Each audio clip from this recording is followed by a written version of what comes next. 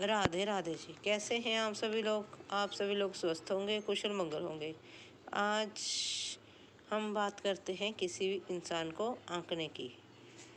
जैसे कि आप सभी जानते हैं, जब श्री कृष्ण जी पेड़ के नीचे बैठे थे और उनके पाँव में जहरीला तीर लग गया था, तो उनके पाँव से बहुत तेजी की रफ्तार से खून बहने लगा। तो एक तुच्छ इंसान जरासंध नामक व्यक्ति, जो एक शिकारी था, शिकार करता था, उन्होंने श्री कृष्ण जी को तीर मारा। चाहे उन्होंने जानबूझकर तीर नहीं मारा, अनजाने में उनसे तीर लगा। उन्होंने उनके पाँव में चमकते हुए चक्कर को देखकर तीर लगा दिया। उन्हें लगा जैसे कि हिरण है। यह समझकर उन्होंने श्री कृष्ण जी पर तीर चलाया तो उन्होंने हिरण पर था। उन्हें क्या पता था कि हिरण नहीं है, तो श्री कृष्ण जी का पाँव है। पर वह तीर श्री कृष्ण जी के पाँव में लगा। वह तीर जहरीला था, इसलिए बड़ी तेजी रफ्तार से उनके पाँव से, कृष्ण जी के पाँव से खून बहने लगा और उनकी मृत्यु हो गई।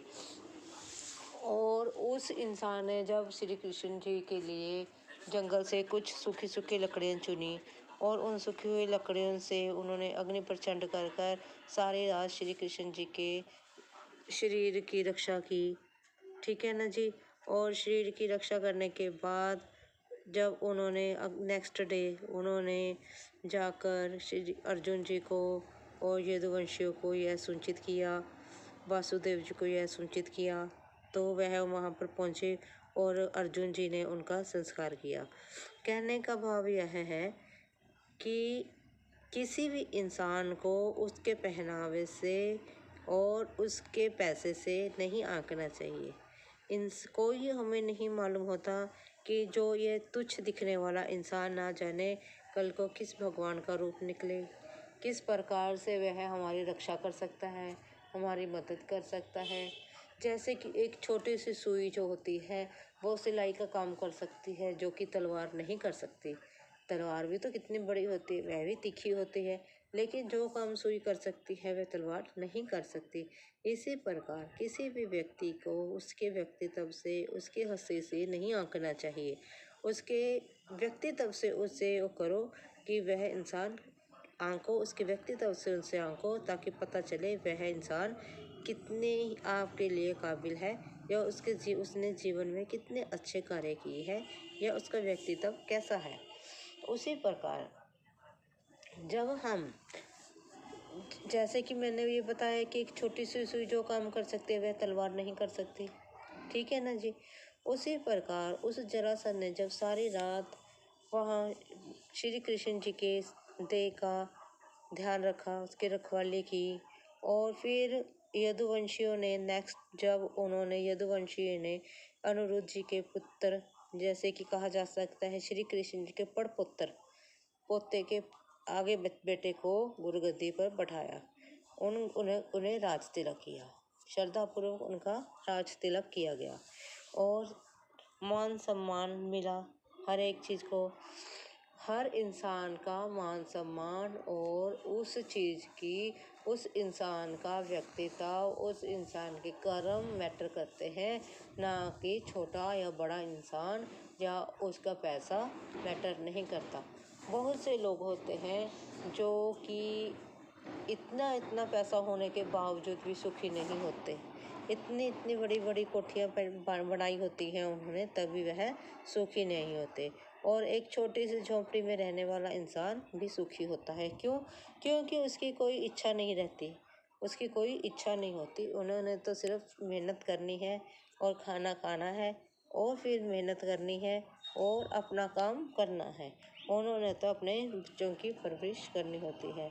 उन्हें ऐसा नहीं होता कि मैंने आज यहाँ ठगी करनी है, यहाँ चोरी करनी है और पैसे को एकत्रित कर हमने जोड़ने हैं। ऐसा उनके दिमाग में कुछ नहीं होता। वे मन के साफ होते हैं और स्वच्छ होते हैं। इसी प्रकार हमें भी अपने कार्यशैली में परिवर्तन करना चाहिए। आज का समय ऐसा है कि हर इंसान का वैरी हो गया है। हर इंसान दूसरे इंसान के साथ बैर भाव रख रहा है। ऐसा समय आ गया है कि हमें अपने कार्यशैली में परिवर्तन लाना होगा और भगवान का सिमरन करते हुए अच्छे अच्छे कार्य करने होंगे, ताकि हमारे जो पाप किए हुए कर्म है, या हमारे द्वारा जो पाप हुए हैं, यहीं पर निवारण हो जाए और हमें आगे के जन्म मरण से हमें मुक्ति हो जाए। अगर आप मेरी इस वीडियो से आज हम बात करेंगे कृष्ण जी की ज्योति जोशमाने के बारे में। आज हम बात करेंगे कृष्ण जी की मृत्यु के बारे में और उनके संस्कार के बारे में। जब कृष्ण जी भालका तीर्थ स्थान पर चले गए थे, तो वह वहाँ पर जहाँ कपिला और गोमती नदी का संगम हुआ, वहाँ पर पीपल के पेड़ के नीचे एकांत में बैठ गए।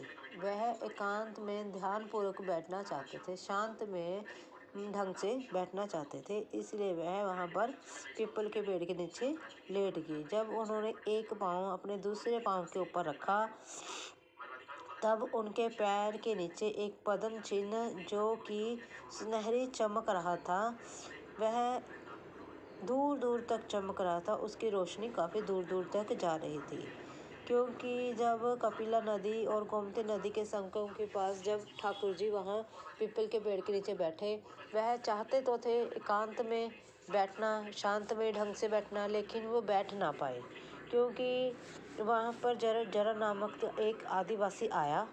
जरा नामक का एक आदिवासी आया, जो एक शिकारी था। तो उन्होंने एक चमकती हुई चीज़ को देखते हुए, जो ठाकुर जी के पैर में पद्म चिन्ह था, एक चमकती हुई चीज़ को देखते हुए, जो कि उसे भ्रमित हो गया कि यह एक हिरण का कान है, को देखते हुए उसने, जरा नामक आदिवासी ने, शिकारी ने तीर छोड़ दिया। वह जाकर श्री ठाकुर जी के चरणों में लगा। वह उस तीर पर थोड़ा जा विष लगा हुआ था। वह तीर विषाला था, और उस विषाले तीर के कारण जब वह ठाकुर जी के पैर में लगा, तो ठाकुर जी के पैर में से काफ़ी ज़्यादा खून बहने लगा। वह खून की रफ्तार बहुत तेज़ थी। उस खून की रफ्तार बहुत तेज़ थी, इतनी तेज़ थी कि उनके पाँव से बहुत तेज़ी से खून बहने लगा। उस खून को रोकने के लिए ना तो ठाकुर जी ने कोशिश की, और ना ही जरासंध नामक के आदिवासी को कोशिश करने दी, क्योंकि ठाकुर जी को पता था कि अब अंत समय नज़दीक आ गया है, इसलिए वह यह सब कुछ नहीं चाहते थे। इसलिए उन्होंने जरा नामक जो आदिवासी शिकारी था, उससे एक वादा लिया कि मेरा अंत समय आ चुका है। क्यों? क्योंकि तब तक सभी जो उनके जो साथी थे, जो उनके सभी जो उनके यदुवंशी थे, वह सभी खत्म हो चुके थे। यदुवंश खत्म हो चुका था। तब वह चाहते थे कि उनसे वादा लूं कि यह बात जाकर वह वासुदेव जी को बता दे। बस इतना ही चाहते थे कि तुम इस चीज़ को किसी और के पास जाने के बजाय वासुदेव जी को जाकर बता दो। इसलिए उसने फिर जारा नामक जो आदिवासी था, उसने क्या किया, उसने कुछ लकड़ियाँ एकत्रित की और उसको एक पत्थर के रगड़ से वहाँ पर अग्नि प्रचंड की। उस लकड़ों में जब उसने अग्नि प्रचंड की, इस प्रकार उसने उनके जो शरीर था, उनका दाह संस्कार करने से पहले जो शरीर था, उसको सुरक्षित रखने के लिए उसने जरा नामक जो शिकारी था, उसने वहाँ पर सारी रात पहरा दिया। जब उसने वहाँ पर पहरा दिया, इस प्रकार उन्होंने कृष्ण जी की देह का बहुत ही श्रद्धापूर्वक ध्यान रखा और उनको सेव रखा, सुरक्षित रखा, किसी दूसरे से सुरक्षित रखा। और फिर उन्होंने वासुदेव जी को यह संदेश पहुँचाया। तो उनका देखा जाए तो ठाकुर जी का संस्कार किसने किया? उनका संस्कार जो है अर्जुन ने किया था। अर्जुन ने श्री कृष्ण जी के देह का संस्कार किया। हम सभी के दिमाग में यही होता है, श्री कृष्ण जी कहाँ चले गए? उनका यदुवंश जब खत्म हुआ, शायद वह नदी में समाहित हो गए, शायद वह पेड़ के नीचे चील कौवे खा गए, या किस प्रकार से उनके शरीर की समाप्ति हुई। उनका भी एक इज्जत पूर्वक एक सुरक्षित संस्कार हुआ और वह अर्जुन द्वारा किया गया। और जरासंध नामक जो व्यक्ति था उसके द्वारा उसका वध हुआ। इस प्रकार जो यदुवंशी थे वह खत्म नहीं हुए। यदुवंशी बहुत ज़्यादा थे, कुछ संख्या 106, कुछ नियर अबाउट, कुछ हजारों में, कुछ खत्म हो जाने से ये नहीं होता कि यदुवंशी खत्म हो गए। यदुवंशी तो बहुत करोड़ों में थे।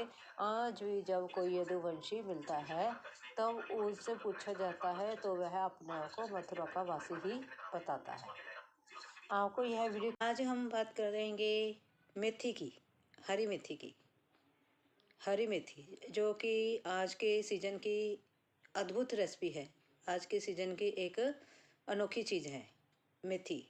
हरी मेथी जो कि हमारे लिए एक वरदान है, परमात्मा का दिया गया यह एक प्यारा सा और अच्छा, सुंदर और स्वस्थ सेहतमंद एक तोहफा है।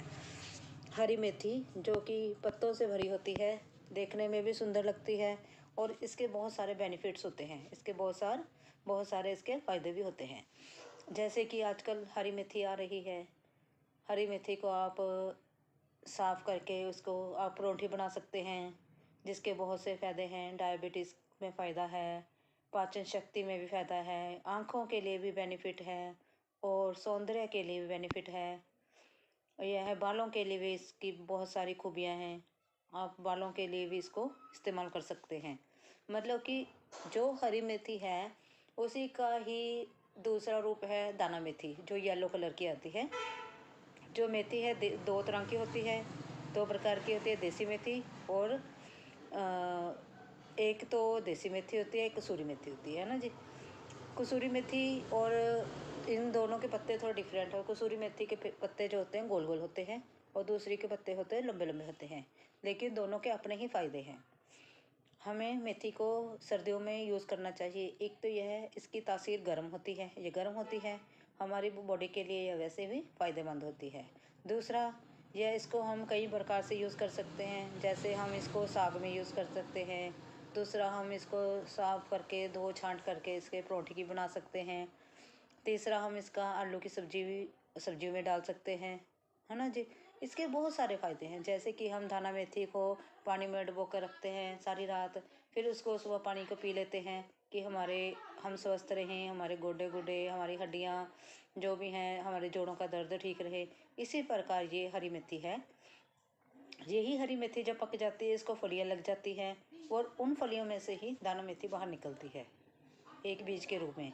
उसी अगर पीली दाना मेथी को अगर हम खेती में या ज़मीन में लगा दें, बो दें, उसकी बुछार कर दें तो वह धीरे धीरे उसके पत्ते निकलने शुरू हो जाते हैं, मतलब कि पत्ता मेथी के रूप में, जो हम सर्दियों में यूज़ करते हैं। इस मेथी को हम साग के रूप में भी यूज़ करते हैं। फिर मेथी के बहुत सारे फ़ायदे हैं, जो हमारे लिए स्वादिष्ट भी है, फ़ायदेमंद भी है और यह एक मतलब कि खाने के लिए हमें स्वस्थ देती है, खाने में भी टेस्टी होती है। ऐसा नहीं है कि हम मेथी वाले, जैसे कि हम दाना मेथी नहीं खा पाते हैं क्योंकि वो थोड़ी कड़वी होती है, इस प्रकार ये पत्ते वाली मेथी जो है कड़वी नहीं होती, इसको हम आराम से यूज़ कर सकते हैं। आप मेथी को सर्दियों में यूज़ करते होंगे, इसको आप धो करके सुखा करके छांट करके इसको धूप में सुखा लो और गर्मियों के लिए इसको स्टोर भी कर सकते हैं। जैसे कि आप गर्मियों में कभी सूखे आलू बनाते हैं छोटे छोटे काट कर, उसमें थोड़ी सी दाना मेथी, ये वाली हरी मेथी है जो सूखे वाली हरी मेथी, जो आप गर्मियों के लिए सुखा के स्टोर करेंगे, उसमें से थोड़ी सी डाल सकते हैं तो वह सब्जी और भी स्वादिष्ट बन जाएगी। इसी प्रकार मतलब कि ऐसा है कि मेथी के फ़ायदे बताते बताते तो मेरे मुंह में भी पानी आना शुरू हो गया। मेथी के बहुत सारे फ़ायदे होते हैं, आप इसको यूज़ करो, इससे अपने सर्दी 2 महीने 3 महीने इसको अपने रूटीन में शामिल कर लो और इसको खाइए और स्वस्थ रहें और कुशल मंगल रहें और मेरी वीडियो देखते रहें और लाइक और सब्सक्राइब भी करते रहें। Thank you. आप सभी जानते हैं कि आज माँ की गणेश चतुर्थी है, संकट चौथ जिसको कहते हैं। आज के दिन सभी महिलाएं, विवाहित औरतें अपने बच्चों की लंबी आयु के लिए, उनकी सुख शांति के लिए और उनकी खुशहाली के लिए यह व्रत करती हैं। यह व्रत श्री गणेश जी को समर्पित होता है। चलो आज हम इस पे एक स्टोरी बना देते हैं। मैं आपको इस पे एक स्टोरी सुनाती हूँ। जैसे कि एक गांव में एक बुढ़िया माता जी रहती हैं। उनके बेटा होते हैं। बेटा दिन भर काम करता है। काम करके जो भी कमा कर लाता है उससे वह अपनी माता जी को देता है। और माता जी क्या करती हैं, जब वो संकट चौथ का व्रत आता है उससे उन पैसों से वह तिल चोली खरीद कर, तिल और चावल खरीद कर उससे पुक्का बना लेती हैं। खोए में डालकर या गुड़ में डालकर उसको कुट कर बुग्गा बना लेती हैं। और उसके साथ वह संकट चौथ की माता जी का व्रत करती हैं। और जब व्रत करती हैं तो वह क्या करती हैं, 4 पिन्नी बनाती हैं। एक पिन्नी वह ब्राह्मण को दे देती है, एक मांगने वाले को दे देती है और एक पिन्नी अपने लिए और एक अपने बेटे के लिए रख लेती हैं। इस प्रकार से उनका जीवन अच्छे से चल रहा था। जो आसपास की औरतें होती हैं वो उनके बेटे को पढ़ा देती हैं, सिखा देती हैं कि तुम्हारी माता तो सारा दिन चोला जैसे कि कुछ अच्छी अच्छी चीज़ें बना बना कर खाती है, खोया बना बना कर खाती हैं और तुम सारा दिन खेतों में काम करते हो। यह बातें सुनकर एक दिन उसका बुढ़िया माता जी का बेटा जो है वो नाराज़ हो जाता है और वह नाराज़ होकर कहता है, माता जी मैं तो घर छोड़कर जा रहा हूँ।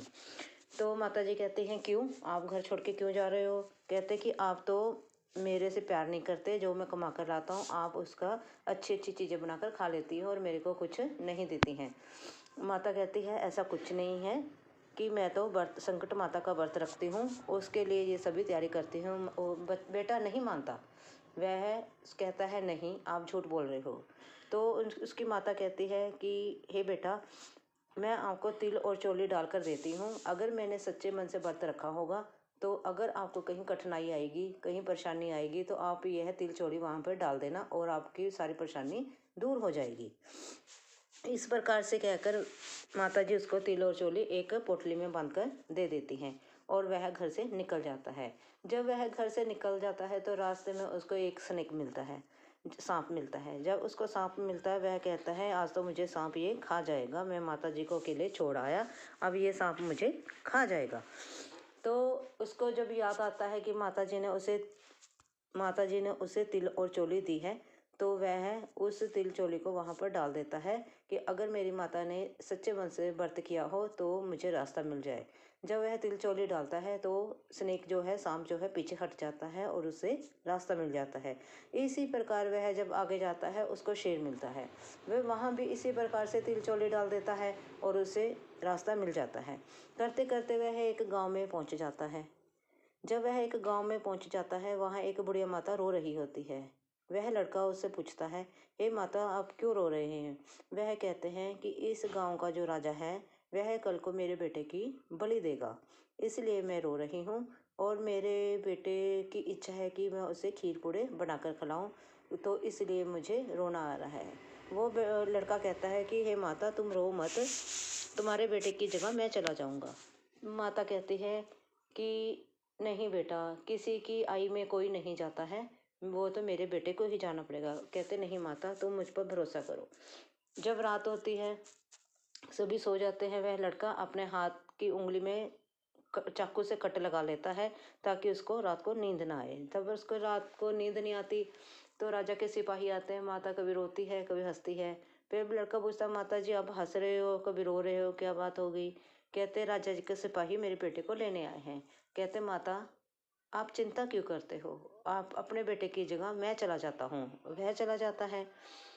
तब राजा के सिपाही उसको एक प्रांत में बिठाकर, एक मटके में बिठाकर उसको आग पे चढ़ा देते हैं। लड़का कहता है कि राजा जी मेरी एक शर्त है, मैं अपने आसपास तिल और चोली डाल लेना चाहता हूँ।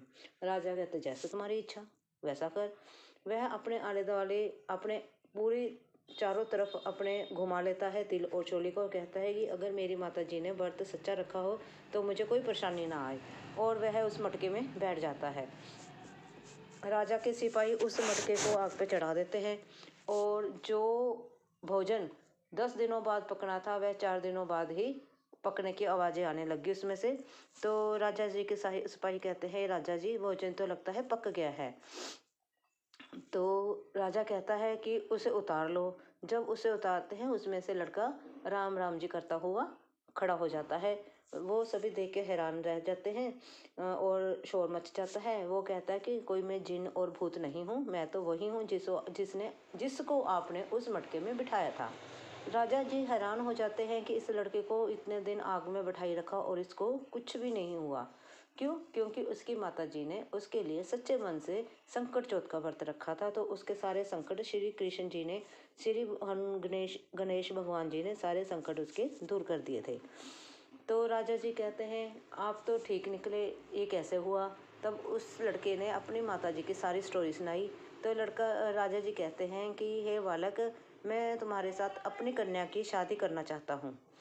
तो राजा जी अपनी कन्या की शादी उस लड़के से कर देते हैं और उसे इतना सारा खूब धन दौलत देकर उसे वहाँ से विदा कर देते हैं। सारे गांव में डंका बज जाता है कि बुढ़िया माता तुम्हारा बेटा आया है, बेटा आया है।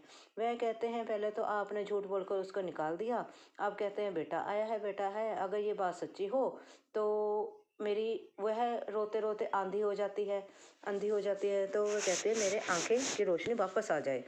जब सारे गांव में डंका बज जाता है तो ये बात तो सच्ची होती है, इसलिए उसकी आंखें भी आ जाती हैं और लड़का माता जी के पांव छूकर आशीर्वाद लेता है और कहता है माता जी ये आपकी बहू है। इसलिए इसे कहते हैं कि जो पहले भगवान जी ने किया वो भगवान जी कभी मत करें, जो बाद में किया है वो सबके ऊपर करें, सबके ऊपर भगवान जी अपनी कृपा करें और सबको अच्छी सद्बुद्धि और सभी के घर में स्वास्थ्य, खुशियाँ और अच्छे अच्छे कार्य हों। भगवान जी आप सबके ऊपर भी अपनी कृपा करें। Thank you. आपको अगर ये मेरी story. Hello my YouTube members, आप सभी का मेरे यूट्यूब चैनल पर आपका स्वागत है। मैंने आप सभी के लिए मेंबरशिप ऑन कर दी है। आप चाहें तो मेरी मेंबरशिप भी ले सकते हैं और मैंने अपनी वीडियो में कुछ आर्टिकल्स के लिंक डाले हैं। आप चाहें तो मेरी पसंदीदा वह आर्टिकल्स देख सकते हैं और ख़रीद भी सकते हैं। उस लिंक पर जाएं और आर्टिकल देखें, पसंद करें और ख़रीदें। आप सभी का बहुत धन्यवाद होएगा। Thank you ji.